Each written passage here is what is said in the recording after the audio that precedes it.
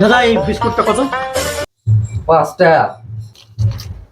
একটার দাম 5 টাকা, তাহলে দুটো নিলে কত হবে? দুটো তার হিসাব করে দেখতে হবে কত হয়।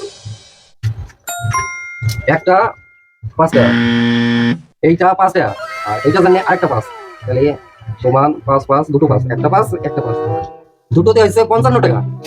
দুটোতে 55 টাকা? তাহলে একটা একটা নিলে কত হবে? একটা নিলে তাহলে 55 এর মধ্যে 5 মাইনাস, তাহলে সমান 50 টাকা দাদা আপনার। একটা নিলে 50 টাকা? তাহলে দাদা একটা নিব না। একটা নেবেন না, তাহলে হিসাব করে দেখতে হবে।